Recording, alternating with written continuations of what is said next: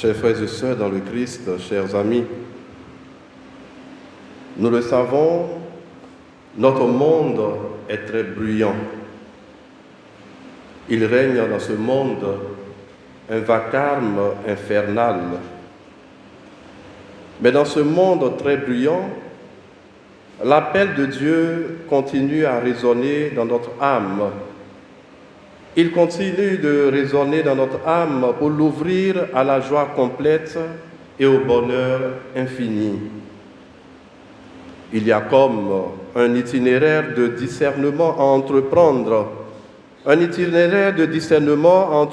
pour découvrir le projet de Dieu sur notre vie, le bonheur auquel Dieu destine ses enfants.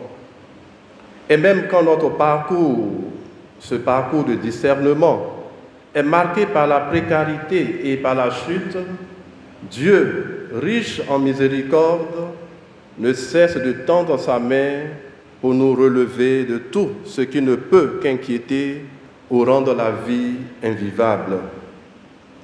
Beaucoup de situations, frères et sœurs, qui ne manquent de fatiguer l'homme au point de refroidir tout effort pour faire de ce monde un monde où il fait bon vivre.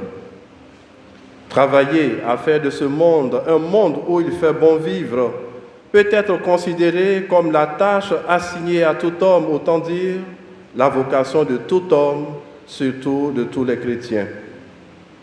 Après les fêtes de Noël et du Nouvel An, nous rentrons aujourd'hui dans une série de dimanches où l'Église nous propose la vie adulte de Jésus. Les textes de la liturgie de ce dimanche, tout en campant devant nous le Christ et livrant l'impression que se faisaient ses contemporains de son ministère, nous montrent la place de Jésus dans la pensée de Dieu et dans l'histoire des hommes. En effet, dans la pensée de Dieu et dans l'histoire des hommes, Jésus est l'agneau de Dieu. Et c'est bien ainsi que Jean le Baptiste nous le désigne dans sa prédication après son baptême. Posant son regard sur Jésus qui allait et venait, Jean-Baptiste dit « Voici l'agneau de Dieu ». Jean-Baptiste désigne Jésus et s'efface humblement devant celui qu'il annonce. Il va même jusqu'à donner ses disciples André et Jean qui l'abandonneront pour suivre un autre maître, celui qui jusqu'ici n'était que le charpentier de Nazareth. Ce titre « Agneau de Dieu » que Jean attribue à Jésus est une expression que nous reprenons à chaque Eucharistie. Nous allons reprendre cette expression tout à l'heure. Et pour la comprendre, il suffit d'évoquer tout le contexte juif. Le titre « Agneau de Dieu » est vraiment le passage de l'Ancien au Nouveau Testament. Le dernier des prophètes, Jean-Baptiste, est le premier témoin de Jésus-Christ. Chaque famille juive, nous le savons, au temps de Pâques, immolait un agneau et marquait de son sang les portes de sa maison au cours d'un repas du soir, repas que nous appelons la Cène. C'était le symbole de la libération d'Israël. Le mot agneau en araméen, la langue de Jésus, est d'ailleurs le même que celui de serviteur. Et tout juif avait à l'esprit cette fameuse prophétie d'Isaïe qui présentait le parfait serviteur de Dieu comme un agneau conduit à la boucherie et qui n'ouvre pas la bouche. Jésus est donc désigné comme celui qui va se laisser immoler en silence, celui qui va sacrifier sa vie par amour pour enlever les péchés du monde. Dans les traditions juives du temps de Jésus, on parlait aussi d'un agneau royal à qui il pousserait des cornes de bélier et qui se mettrait à défendre le reste du troupeau. C'est d'ailleurs la même image que reprend Jean dans son Apocalypse quand il montre l'agneau pris du troupeau qui assume la défense de ses frères et attaque et disperse les ennemis. C'est pourquoi l'agneau de Dieu que nous chanterons tout à l'heure avant de communier n'est pas l'image du doux et gentil animal, caressant et inoffensif.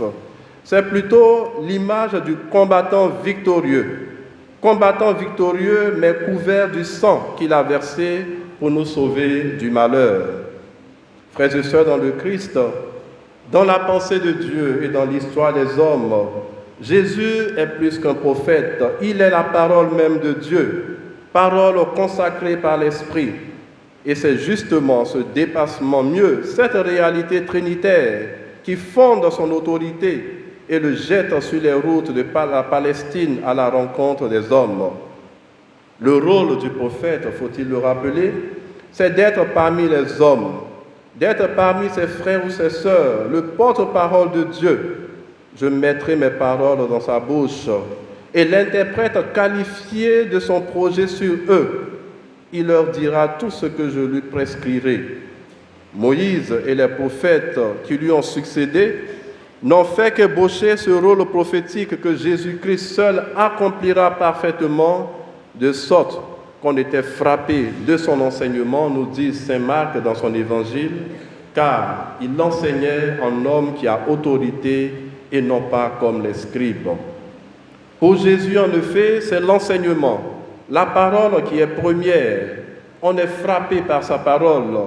Et ce n'est pas d'abord un effet artificiel, le ton qui compte, mais comment résister à cette parole qui atteint le cœur, qui pose les vraies questions que chacun se pose et qui apporte une réponse qu'on attendait parce qu'elle est vraie jusqu'au fond de l'être. À la différence des scribes et des pharisiens traditionnels qui ne faisaient que répéter une leçon apprise, Jésus, lui, se fait remarquer d'emblée par l'autorité de sa parole, parole qui vient de l'intérieur de lui-même. Jésus parle de Dieu son Père, oui, mais de Dieu qui est sa vie. Il y croit, il s'engage dans sa parole. Ce n'est pas du baratin, comme on le dit souvent, c'est du vrai, c'est du réel. Oui, Jésus s'engageait personnellement dans ce qu'il disait. Et la vocation chrétienne est à comprendre à cette dynamique, à savoir s'engager personnellement dans ce que nous disons, de sorte à faire de la vérité notre demeure ou notre royaume. En outre, la prédication de Jésus, comme nous pouvons le voir dans les évangiles, menace directement l'empire du mal. Il ne s'agit vraiment pas d'une philosophie nouvelle ou encore d'une morale humaine, mais d'une force spirituelle.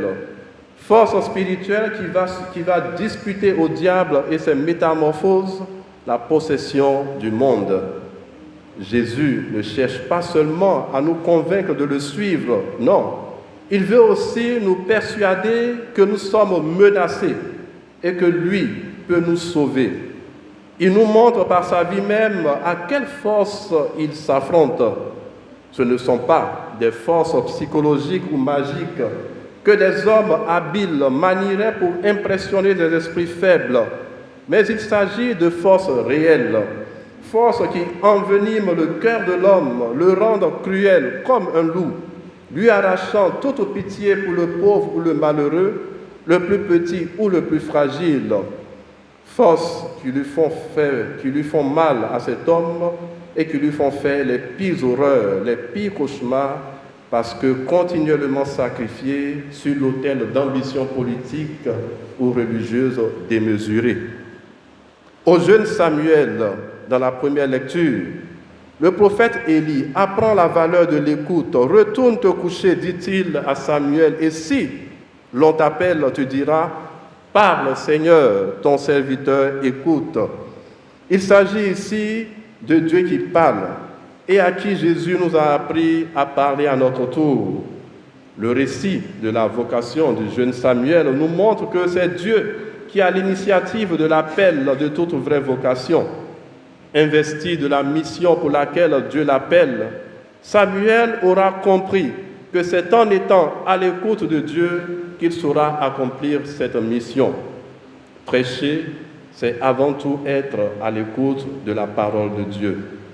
La révélation biblique est une succession d'appels et il est très caractéristique que l'appel de Dieu, la vocation, se fait entendre en fait par des relations humaines.